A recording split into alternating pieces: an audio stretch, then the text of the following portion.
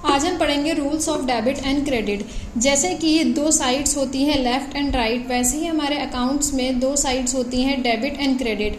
कुछ चीज़ों को हम डेबिट साइड पर नोट करते हैं और कुछ चीज़ों को हम क्रेडिट साइड पर नोट करते हैं। अब कौन सी चीज़ डेबिट साइड पर आएगी और कौन सी चीज़ क्रेडिट साइड पर आएगी, उसके लिए हमें रूल्स पढ़ने पड़ते हैं। 3 मेन रूल्स होते हैं, real account, nominal account and personal account. Real account के अंदर दो चीज़ें आती हैं हमारी, assets and liabilities. Nominal account के अंदर आते हैं हमारे लॉसेस, एक्सपेंसेस या फिर हमारी इनकम और गेंस।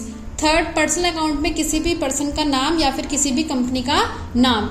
इन तीनों ही कैटेगरीज के हिसाब से 3 अलग अलग रूल होते हैं। रूल नंबर 1 होता है रियल अकाउंट का। रियल अकाउंट ये बोलता है कि what comes in debit and what goes out credit, यानी कि अगर आपके पास कुछ भी चीज़ आ रही है तो आप उसको डेबिट साइड पर लिखेंगे, and what goes out means अगर कोई भी चीज़ आपके पास से जा रही है तो आप उसको क्रेडिट साइड पर लिखेंगे। रूल नंबर 2 होता है नॉमिनल अकाउंट का। नॉमिनल अकाउंट ये कहता है debit all the expenses and losses and credit all the incomes and gains.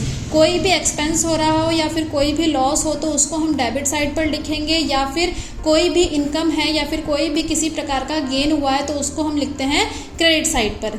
Rule number 3 personal account. Personal account ये बोलता है कि debit all the receiver and credit all the giver. Debit all the receiver, receiver का मतलब होता है कि जब कोई पर्सन या कोई कंपनी किसी चीज़ को रिसीव कर रही है तो हम उसे क्या बोलेंगे, receiver. And credit all the giver, giver का मतलब होता है कि कोई पर्सन या फिर कोई कंपनी कोई चीज़ गिव कर रही है यानी कि दे रही है।